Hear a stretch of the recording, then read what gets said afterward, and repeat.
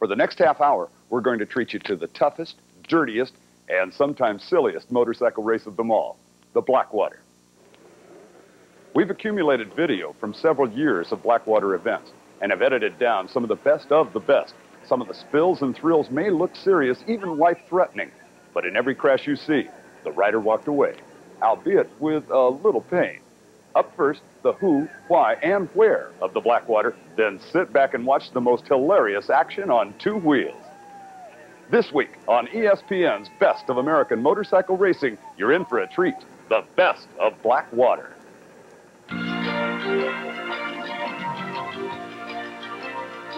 West Virginia was a budding metropolis. Logging and woodwork were the main industries, in addition to coal mining, and the biggest tannery in the state. In the early 1900s, Davis boasted in excess of 3,000 inhabitants. But the timber ran out, gas replaced coal, and the population of Davis began to decline. Today, Davis, located in the heart of one of the most scenic areas in West Virginia, the Canaan Valley, thrives on tourism. The once booming metropolis is now a quiet resort town. Over the years, the population has shrunk from 3,000 to about 500. The folks in Davis, though, like it just fine. And so do the tourists that hunt, hike, and ski in the beautiful surrounding countryside. For 51 weeks of the year, Davis lends itself to the traditions of West Virginia mountain life. The 52nd week? Well, that week could have inspired the lyrics for that famous John Denver song, Almost Heaven, West Virginia, if, that is, you're a dirt biker.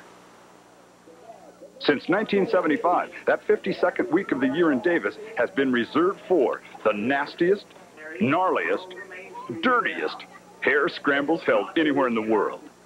It's been said that you can tell the difference between a good event and a genuine happening by the number of characters that show up to strut their stuff. If that's true, then Blackwater is definitely a happening. Since the first event in 1975, Blackwater has remained virtually unchanged. ATVs were added to the program in 1983, and the annual Blackwater Parade was dropped from the weekend schedule. Depending on how much rain has fallen on the area, promoter Dave Coombs may or may not cut the distance of the event from 100 miles down to about 75. During race week, the streets of Davis remind one of a Wild West boom town. Tents and other temporary structures line the city streets and fill vacant lots. Vendors dispense food, riding gear, and thousands of souvenir shirts that wildly proclaim, I rode, or I was at, or I survived the world's toughest race. Across the river on the edge of town is the campground of Blackwater. In evidence here are all the comforts of home. Even more unique than Blackwater camping is the start of the race. On Saturday, the ATVs take their turn, while Sunday is reserved for motorcycles. The first step is staging. Now at this point, Blackwater rookies are starting to feel pressure. They've heard the tales. They've seen the photos. The question they're asking, is the Blackwater as tough as its reputation? The veterans, on the other hand, already know the answer. And they're asking, why am I here? Or, why did I come back? For veteran and rookie alike, it's too late now to back out. With the start just minutes away, contestants are lined up in their official starting order. All that remains now is the final countdown and how to get the jump on your rival. Now, the interesting thing here is that that same thought is running through the minds of at least 80% of the racers. Getting to the first corner before anyone else in their row is key. The fact that the race is 100+ miles long and will afford numerous passing opportunities doesn't enter their minds right now. Everyone wants to win the initial drag race, the length of about 2 football fields. You see, about 200 yards from the start, the first obstacle of the day is encountered, a water crossing. The first few rows, with virtually no traffic, will cross trouble-free. But then, the fun begins.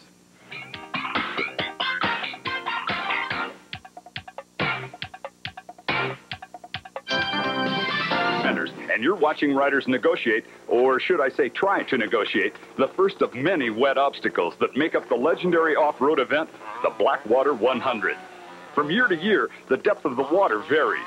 If the crowd feels it's too shallow, they gather rocks and build a dam.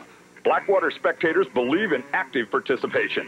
The deep water, though, is usually not the problem. It's what's under the water. Round, smooth, and extremely slippery rocks. Traction? Nada. None at all. There is no question. The most publicized obstacle on the Blackwater course is located 5 or 6 miles out of town. It's a river crossing just off Route 93. Now, crossing the river is not a major problem. It has a hard bottom, and it's usually not very deep. After the river is a small hill, or if you wish, a huge river bank. Like the river, the bank doesn't seem all that tough. It's about 15 feet high with a slope of around 60 degrees. But when you put the two together, the river and the river bank, you have the makings of a very formidable obstacle.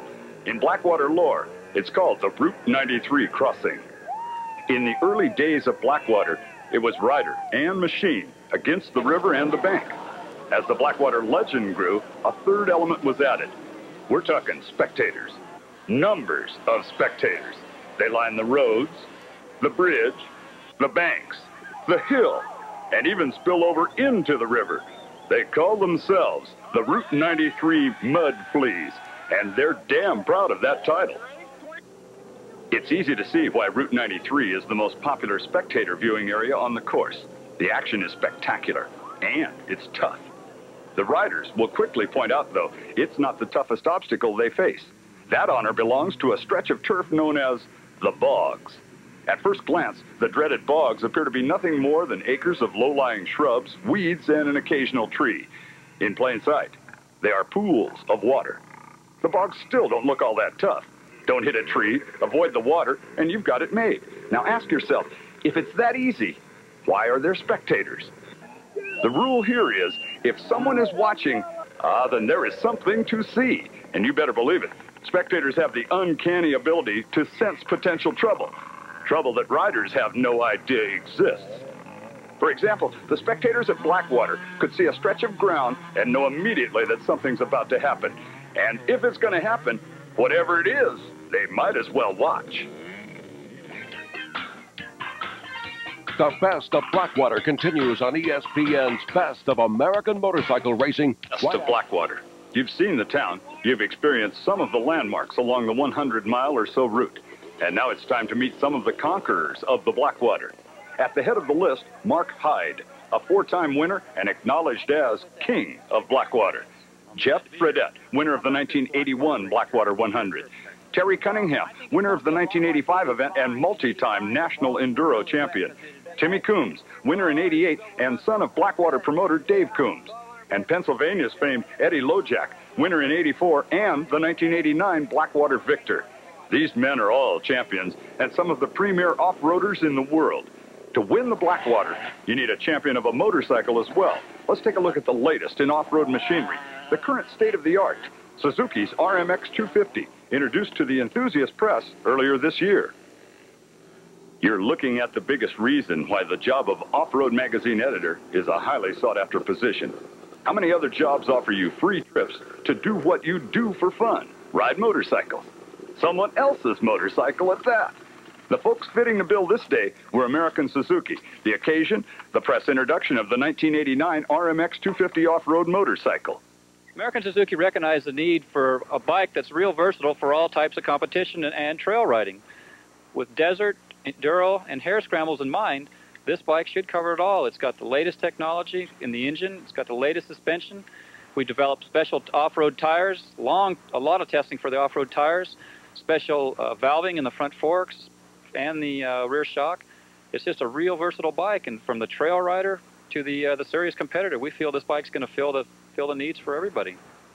After a few days of familiarizing themselves with the new Suzuki, the magazine editors came to agree with Halcom's assessment. It's a fantastic bike, phenomenal suspension. It's really plush on the rocks and roots and stuff, but it'll still take the big hits well. And lightweight and excellent power, real tractable. It'll just derby over stuff to, unbelievable. Some of the features of the RMX that should attract off-roaders like flies to honey are a quick-release rear wheel, mechanical odometer, extra large capacity gas tank, and an O-ring sealed drive chain.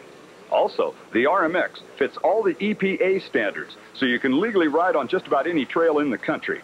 Not only has Suzuki come up with a winning motorcycle, but have come up with a support plan to make off-roading accessible to the novice rider as well as the pro.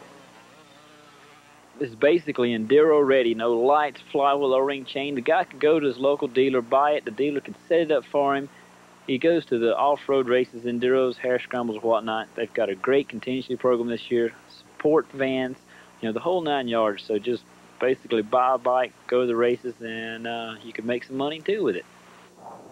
What had been the last bastion of European motorcycle dominance has definitely fallen. Japanese manufacturers like Suzuki have seen the light as far as off-roading is concerned. Motorcycling in the desert, in the woods, and anywhere there are wide open spaces have become a phenomenally popular pastime, not only among enthusiasts, but with families as well. The who, what, and where of Blackwater has been told. Now it's time to sit back and watch some of the funniest non-stop crash and burn anywhere, and we'll have it for you. Get your VCR ready. The best of American motorcycle racing continues right after Blackwater, so famous.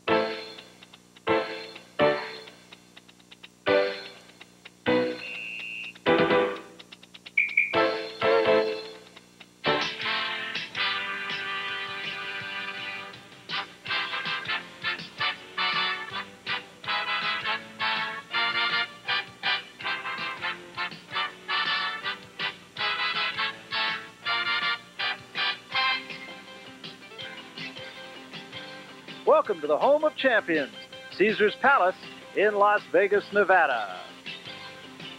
Hello, everybody. I'm Barry Tompkins, along with my partner, Steve Mizrak. And Steve, we're now down to the semifinals in the women's